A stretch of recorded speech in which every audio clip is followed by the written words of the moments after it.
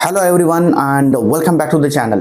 This is the third lecture of electrostatics आणि आजचा topic आहे आपलं electric potential due to and electric dipole. जर एखादा इलेक्ट्रिक डायपोल असेल तर त्याच्या सराउंडिंग मध्ये जे इलेक्ट्रिक पोटेन्शियल आहे त्याच्यासाठी आज आपल्याला एक फॉर्म्युला डिराईव्ह करायचा आहे. तर सगळ्यात आधी आपण यामध्ये इलेक्ट्रिक डायपोल काय असतो ते समजून घेऊया. तर इलेक्ट्रिक डायपोल म्हणजे काय? Two equal and opposite charges separated by a finite distance. For example आपल्याकडे दोन चार्जेस आहे, दोघांचा मॅग्निट्यूड सेम आहे, दोघांचा मॅग्निट्यूड कसा आहे? सेम आहे, बट त्यांच्यावर अपोजिट साइन आहे. एक पॉझिटिव्ह आहे, दुसरं निगेटिव्ह आहे. Two equal and opposite charges separated by a finite distance म्हणजे दोघांमध्ये काहीतरी डिस्टन्स असणार आहे. इथे फायनाइट म्हणजे छोटंसं काहीतरी डिस्टन्स असणार आहे. त्या डिस्टन्सला आपण जनरली 2L याने दाखवत असतो. आता लेंथ आहे L ने दाखवलं तरी चालत असतो, बट डायपोलमध्ये आपल्याला हा जो डिस्टन्स आहे तो 2L नेच दाखवायचा आहे. ठीक आहे. त्याच्यानंतर आता हा जो डायपोल फॉर्म झालेला आहे याच्यामध्ये असं नाही का डायरेक्टली दोघांना जोडणारा काहीतरी रॉड आहे किंवा काहीतरी एखादी स्ट्रिंग घेतली त्यांनी जोडलेले, काहीच नाही. फक्त एक पॉझिटिव्ह चार्ज आहे, एक निगेटिव्ह चार्ज आहे, दोघांचा मॅग्निट्यूड सेम आहे आणि ते काही डिस्टन्सवर ठेवलेले आहे. तर याला आपण म्हणत असतो इलेक्ट्रिक डायपोल. या इलेक्ट्रिक डायपोलच्या केसमध्ये आपल्याला एक टर्म स्टडी करायची असते, that is electric dipole moment. Electric dipole moment, electric dipole moment. आता हा इलेक्ट्रिक डायपोल मोमेंट जो असतो तो P ने रिप्रेझेंट करायचा असतो. P इक्वल्स टू हा फॉर्म्युला काय असतो? Q into 2L.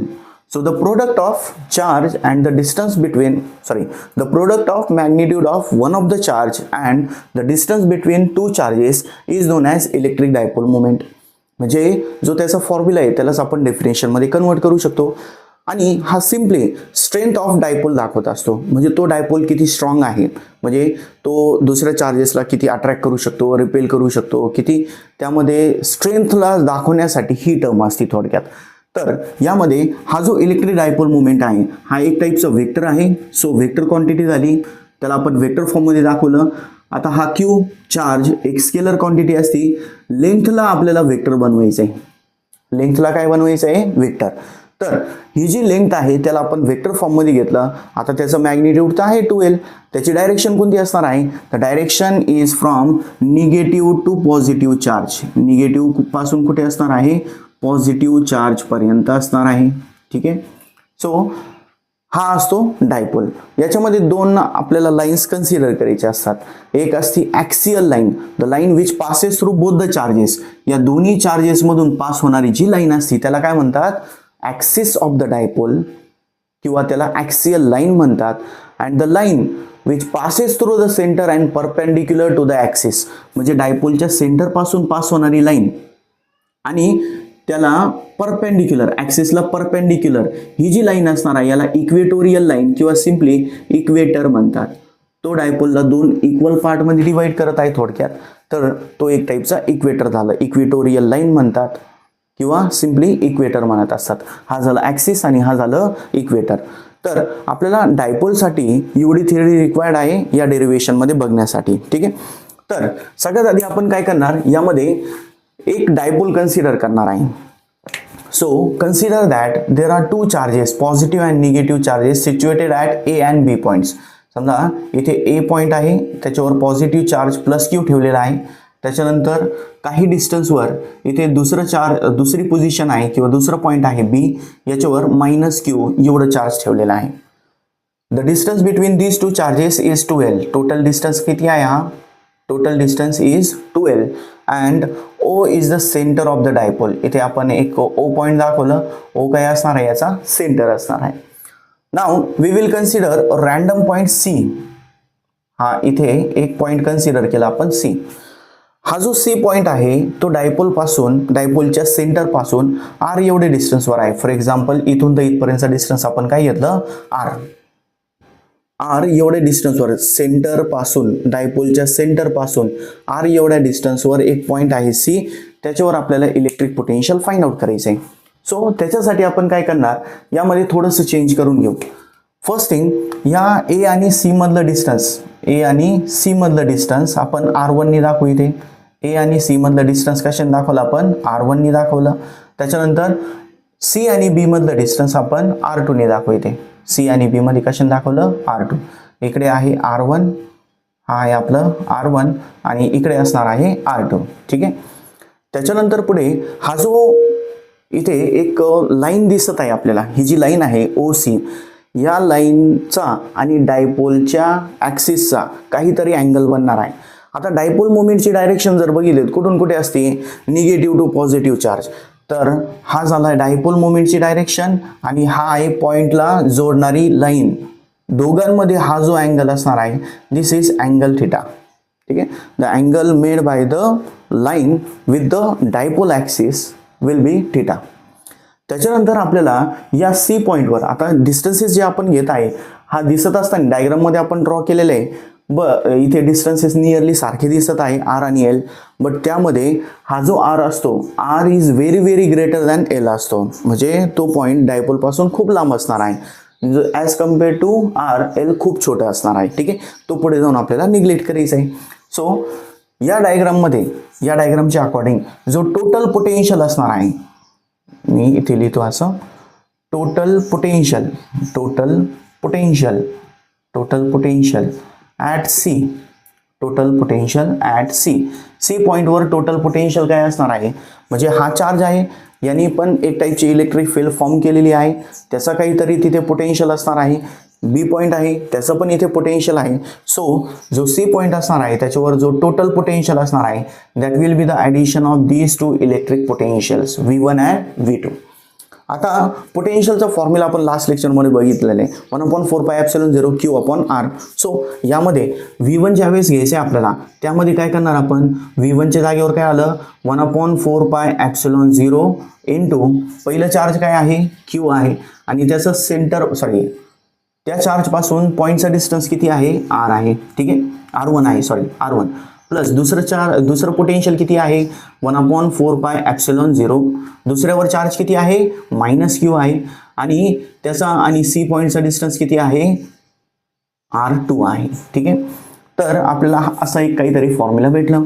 दोघांमध्ये काय काय कॉमन दिसून येत आहे, V इज इक्वल्स टू काय काय कॉमन आहे, वर Q कॉमन आहे, Q कॉमन घेतलं, डिवायडेड बाय खाली 4πε0 हा पण काय आहे, कॉमन आहे. त्याच्यानंतर ब्रॅकेटमध्ये काय राहणार, इथे सगळे टर्म्स गेले, काय राहिलं मग 1/R1 आणि इथे -1/R2. एवढं फॉर्म्युला आपल्याला भेटणार आहे. दिस इज आवर इक्वेशन फर्स्ट.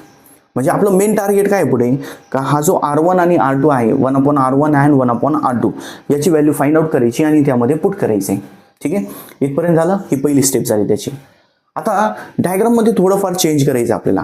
काय चेंज करायचं, का या पॉईंटपासून असं एक परपेंडिक्युलर ड्रॉ केली, इथून हा O आहे, इथून A पॉईंटपासून एक परपेंडिक्युलर ड्रॉ केली अशी. A पॉईंटपासून हे जी OC लाईन आहे याच्यावर एक परपेंडिक्युलर ड्रॉ केली. ठीक आहे. त्याच्यानंतर सिमिलरली इथे पण काय केलं, या B पॉईंटपासून याच्यावर एक परपेंडिक्युलर ड्रॉ करायची, म्हणून या लाईनला काय केलं, असं एक्सटेंड केलं आणि याच्यावर एक परपेंडिक्युलर ड्रॉ केली. दिस इज 90 डिग्री अँगल. ठीक आहे.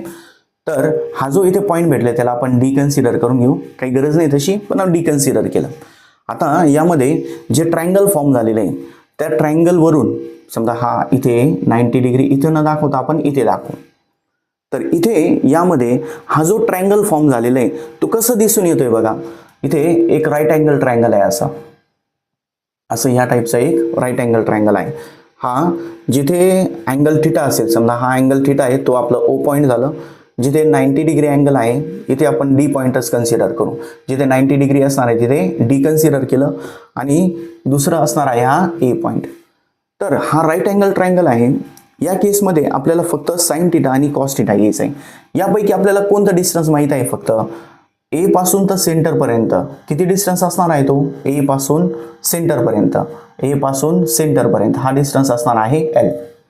कारण की टोटल डिस्टन्स किती आहे, 2L. तर याचा हाफ किती झालं, L.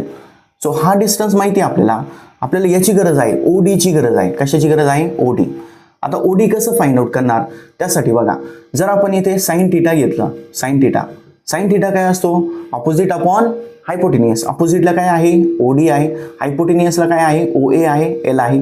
So OD is equals to काय येणार आहे, L साइन थिटा येणार आहे.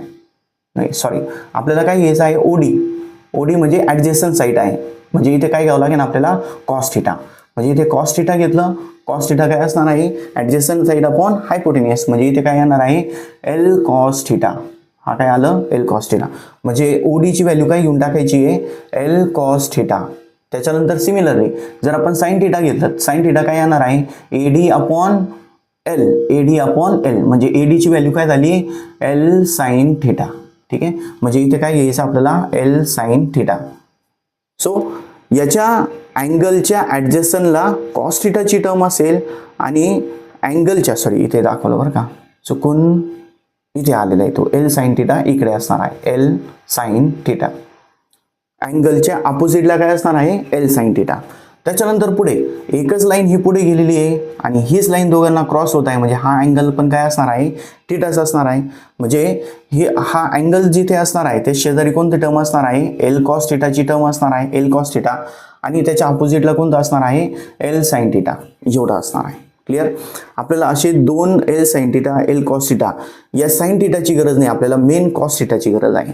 रिझन काय त्याचा आता पुढे बघू. आता फ्रॉम फिगर डायग्रामवरून आपण काय बघू शकतो का, जर समजा आपल्याला हा R1 फाइंड आउट करायचा आहे तर तो R1 किती असणार आहे, व्यवस्थित बघा बरं का. इथे हा R1 फाइंड आउट करण्यासाठी जर आपण पायथागोरस थेरम घेतलं तर इथे एक राईट अँगल ट्रायंगल आहे बघा, असा एक राईट अँगल ट्रायंगल आहे. राईट अँगल ट्रायंगलची एक साईड किती आहे इथे एल साइन थिटा आहे आणि दुसरी ही साईड किती आहे, इथून तर इथपर्यंतचा डिस्टन्स R आहे, त्याच्यामधून एल कॉस थिटा काय करायचं आपल्याला सबट्रॅक्ट करायचं आहे. सो आपल्याला काय काय भेटणार आहे, एक साईड हा जर आपण समजा पायथागोरस थेरम जर घेतलं तर R1 स्क्वेअर इक्वल्स टू काय येणार आहे R1 स्क्वेअर इक्वल्स टू एक साईड किती त्याची L sine theta, so L sine theta घेतलं याचा स्क्वेअर, त्याच्यानंतर प्लस दुसरी साईड कोणती त्याच्यामध्ये टोटल R आहे, R मधून एल कॉस थिटा काढून टाकायचं आहे, R minus L cos theta एवढी टर्म आली. ठीक आहे, आणि याचा काय करायचं आपल्याला स्क्वेअर करायचं आहे. So this R1 square will be equals to काय असणार आहे इथे L square sine square theta plus इथे ए मायनस बी ब्रॅकेट स्क्वेअरचा फॉर्म्युला घ्यायचा. ए मायनस बी ब्रॅकेट स्क्वेअरचा काय formula A square minus 2ab plus B square, म्हणजे पहिली टर्म काय आली R square minus 2RL cos theta plus L square cos square theta, ही टर्म भेटली आपल्याला. आता इथे जर आपण बघितलं तर हा L square sine square theta L square cos square theta दोघांमध्ये काय कॉमन आहे L square. Sine square theta plus cos square theta किती होणार आहे 1 होणार आहे. So this will become R1 square equals to काय आलं इथे एल स्क्वेअर प्लस ही term R square minus 2RL cos theta. ठीक आहे, एवढी टर्म भेटली आपल्याला. आता सिमिलरली इथे आपण दुसरं डायरेक्टली नाही फाइंड आउट करत बसणार, इथे डायरेक्टली असं म्हणू शकतो आपण सिमिलरली R2 स्क्वेअर किती येणार आहे, R2 स्क्वेअर साठी काय चेंज होणार बघा. इथे जसं आपण एक राईट अँगल ट्रायंगल घेतलं होतं, सिमिलरली इथे पण एक राईट अँगल ट्रायंगल आहे बघा, इथे पण काय एक राईट अँगल ट्रायंगल. हा R2 स्क्वेअर आहे ते कशाची इक्वल येणार आहे एल साइन थिटाचा स्क्वेअर, एल साइन थिटाचा स्क्वेअर. त्याच्यानंतर ही साईड किती येणार आहे इथून तर इथपर्यंत डिस्टन्स R आणि त्यामध्ये काय ॲड करायचं आहे L cos theta, R plus L cos theta होणार. म्हणजे जिथे मायनस साईन आलेले आहे त्याच्या जागेवर काय घेऊ शकतो आपण फक्त plus sine, that is L square plus R square plus 2RL into cos theta. ठीक आहे, त्याच्यानंतर आता काही स्टेप्स घ्यायचे यामध्ये आपल्याला. कोणते स्टेप्स घेणार बघा आता वन बाय वन. फर्स्ट स्टेपमध्ये आपण या इक्वेशनमधून R स्क्वेअर कॉमन घेणार आहे. काय कॉमन घेणार R स्क्वेअर. सो पहिली इक्वेशन काय येणार आहे नाव इथे आपण R1 स्क्वेअरला कसं दाखवायचं आहे R1 स्क्वेअर इक्वल्स टू यामधून आपल्याला R स्क्वेअर कॉमन घ्यायचं आहे. सो याला काय करायचं या इक्वेशनला प्रत्येक टर्म जर आपण बघितली त्यामध्ये आपल्याला R स्क्वेअर कॉमन घ्यायचं आहे. तर याच्यामध्ये तर R स्क्वेअर दिसून येत नाहीये, मग काय करणार याला divide and multiply by R square केलं तर काय होणार, एक स्टेप वाढून घेऊ आपण, डिटेलमध्ये बघू आपण थोडंसं. म्हणजे बघा इथे R स्क्वेअर प्रेझेंट नाही, बट इथे मी काय केलं एल स्क्वेअरला R स्क्वेअरनी मल्टिप्लाय आणि डिवाइड करून घेतलं. त्याच्यानंतर इथलं R square as it is राहिलं minus 2RL cos theta as it is आहे, बट इथे R स्क्वेअर पाहिजे म्हणून काय केलं याला पण Rने डिवाइड अँड मल्टिप्लाय करून घेतला केलं असं एवढं. त्याच्यानंतर पुढे आपण याच्यामध्ये R1 स्क्वेअर इक्वल्स टू किती घेऊ शकतो, मग R स्क्वेअर जर कॉमन घेतलं तर R स्क्वेअर कॉमन घेतल्यानंतर काय येणार इथे आलं पहिली term that is L square upon R square plus पुढची टर्म काय आली इथे 1 आली मायनस इथे आर इंटू आर काय झालं आर स्क्वेअर तो आपण इकडे पाठवलं 2l cos theta and divided by काय झालं आर झालं. ओके तर याच्यामध्ये R2 स्क्वेअर पण काय येणार आहे R2 स्क्वेअर काय येणार मग R2 square will be R square into हे फक्त निगेटिव्ह साईन आहेत त्या जागेवर काय येणार आहे positive sine L square upon R square plus 1 plus 2l cos theta upon R. ठीक आहे ही टर्म भेटली आपल्याला. नाव नेक्स्ट टर्म मध्ये काय करायचं आपल्याला यामध्ये आता हा जो L square upon R square आहे त्याची व्हॅल्यू खूप कमी आहे इथे काय म्हणू शकतो आपण as R is very greater than L R is very greater than L तर दोघांचा जो रेशो येणार that is L square upon R square हा आपण किती घेऊ शकतो निग्लेक्ट करू शकतो कॅन बी निग्लेक्टेड त्याला आपण निग्लेक्ट करू शकतो. तो जर निग्लेक्ट केलं तर काय होणार याच्यामध्ये R1 स्क्वेअर काय आलं मग R1 square is equals to काय आली पहिली टर्म याच्यामध्ये R square as it is राहिलं आणि ब्रॅकेटमध्ये काय गेलं ब्रॅकेटमध्ये ही टर्म डायरेक्टली 0 झाली काय राहिलं मग 1 minus 2l cos theta upon R आणि जी दुसरी टर्म असणार आहे कोणती R2 स्क्वेअरची R2 स्क्वेअर किती येणार आहे R square into 1 plus 2l cos theta upon R. ठीक आहे हे दोन टर्म्स भेटले.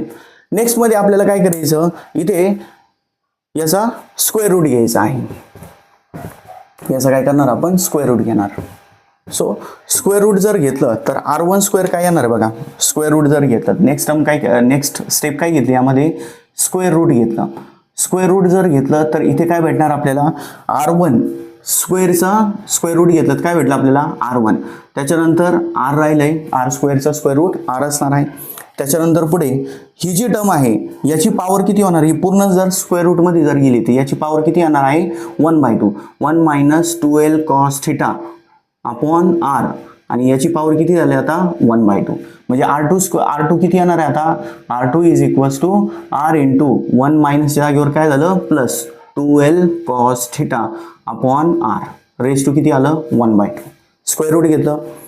नेक्स्ट टर्म मध्ये काय करायचं आता याचं रेसिप्रोकल घ्यायचं काय घ्यायचं रेसिप्रोकल. नेक्स्ट स्टेप जी असणार आहे ती कशासाठी असणार आहे रेसिप्रोकलसाठी. आता रेसिप्रोकल घेतलं तर इथे काय भेटणार आहे आपल्याला 1/r1 आलं इक्वल्स टू इथे आलं 1/r आणि याच्यामध्ये बघा आता रेसिप्रोकल घेतलं म्हणजे ही टर्म कुठे गेली डिवाइडला गेली.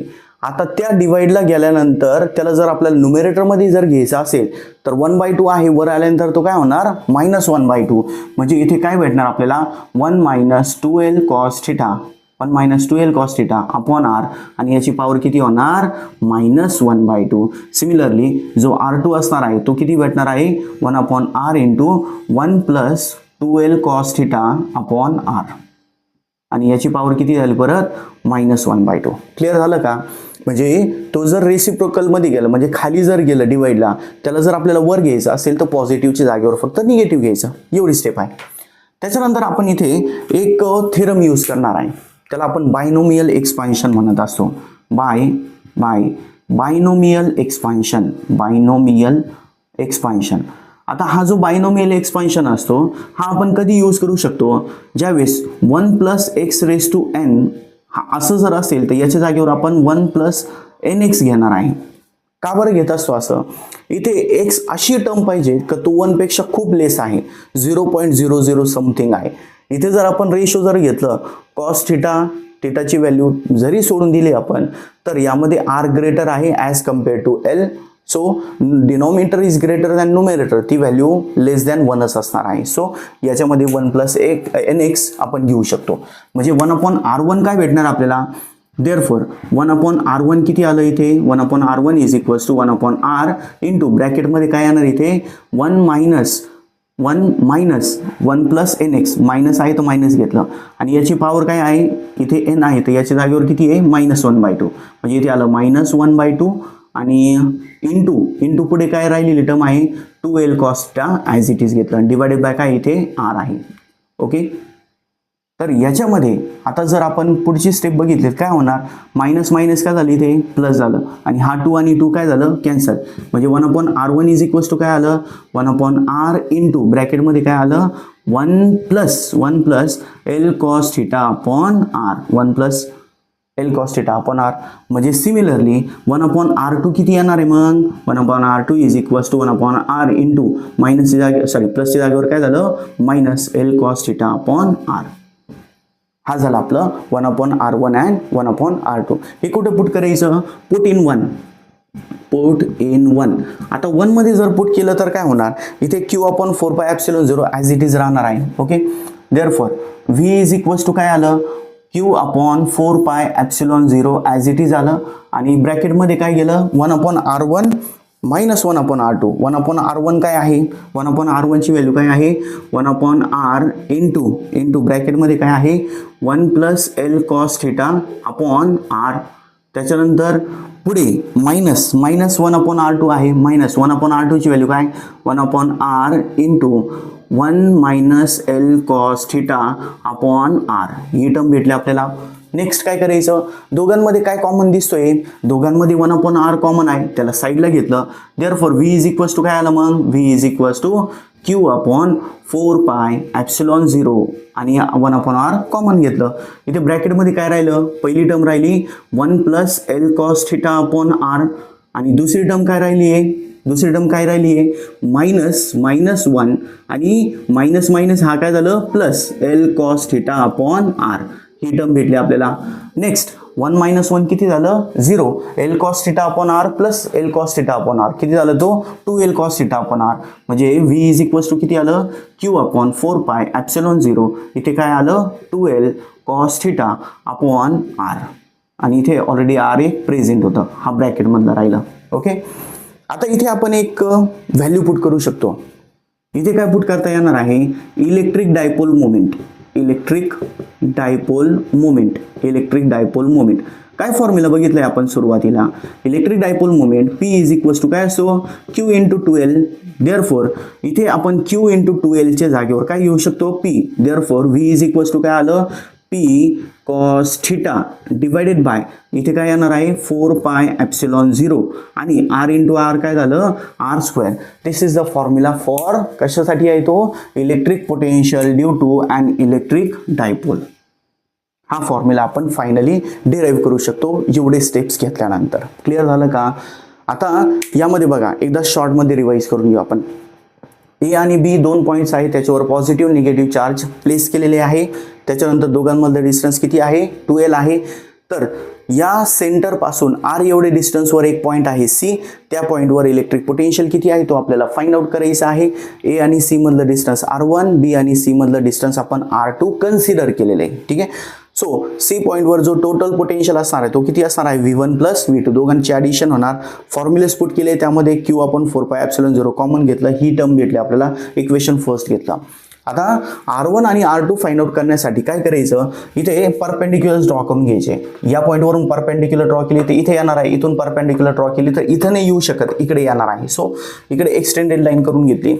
त्यामध्ये आपण साइन थिटा आणि कॉस थिटा जर घेतलं तर जिथे अँगल थिटा असणार आहे त्याच्या शेजारी कोणतं आलं एल कॉस थिटा आणि त्याच्या अपोजिटला काय येणार आहे एल साइन थिटा येणार आहे.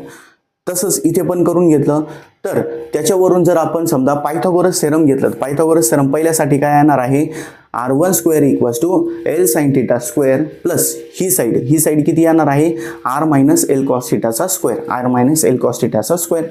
त्याच्यानंतर इथे स्क्वेअर करून घेतलं, a मायनस बीचा फॉर्म्युला यूज केला, a minus B bracket square, याचा स्क्वेअर केलं, याचा स्क्वेअर करून घेतलं. दोघांमध्ये एल स्क्वेअर कॉमन आहे, sine square theta plus cos square किती झालं 1 झालं. म्हणजे इथे राहिलं काय फक्त एल स्क्वेअर r² आणि बाकीची टर्म.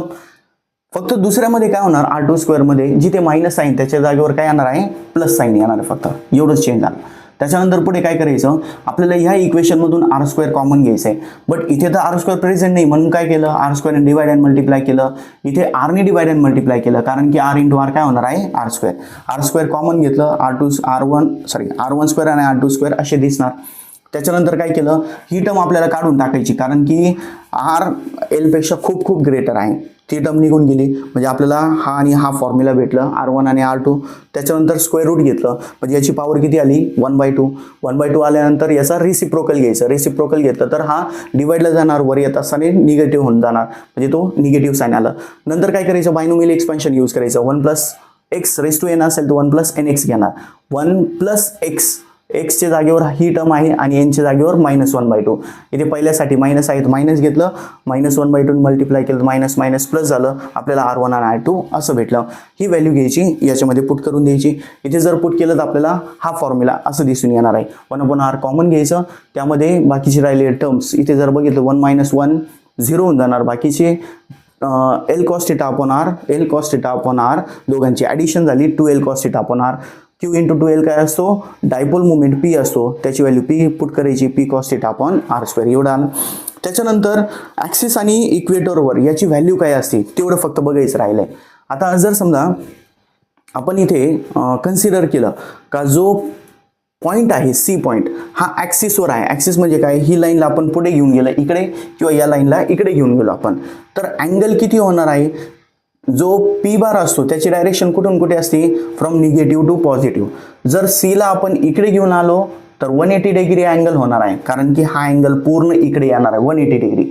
आणि जर आपण याला इकडे घेऊन गेलो तर अँगल किती होणार आहे, 0 होणार आहे. सो इथे जर आपण समजा स्पेशल केसेस म्हणून आपण ॲट ॲक्सिस, पहिलं काय आहे ॲक्सिस, ॲट ॲक्सिसवर थीटाची व्हॅल्यू किती असू शकते, एक तर 180 डिग्री किंवा 0 डिग्री दोन असू शकते. कॉस 0ची व्हॅल्यू किती 1 आणि कॉस 180ची व्हॅल्यू किती -1. सो इथे हा +1 किंवा -1 असू शकतो. व्हीचा काय फॉर्म्युला बनणार आहे मग ±P/4πε0r². ठीक आहे. आणि इक्वेटरवर ॲट इक्वेटरवर काय होणार, इक्वेटर म्हणजे काय, या सेंटर पासून पास होणारी ॲक्सिसला परपेंडिक्युलर लाईन. अँगल किती झाली ते 90 डिग्री. कॉस 90 किती असतो 0 म्हणजे V = किती येणार, डायरेक्टली 0 येणार आहे. ठीक आहे. असे दोन केसेस आपण यामध्ये कन्सिडर करू शकतो. जर लिहायचं असेल तर स्क्रीन पॉज करा आणि लिहून घ्या. Okay, done. सो आजच्या लेक्चरसाठी फक्त एवढंच. व्हिडिओ जर आवडला असेल तर लाईक करा, आपल्या मित्रांबरोबर शेअर करा. आपण नेक्स्ट व्हिडिओमध्ये जो इलेक्ट्रिक पोटेन्शियल एनर्जी आहे सिस्टम ऑफ चार्जेससाठी तो कवर करणार आहे. ओके, मिलते हैं नेक्स्ट वीडियो में. Thank you so much.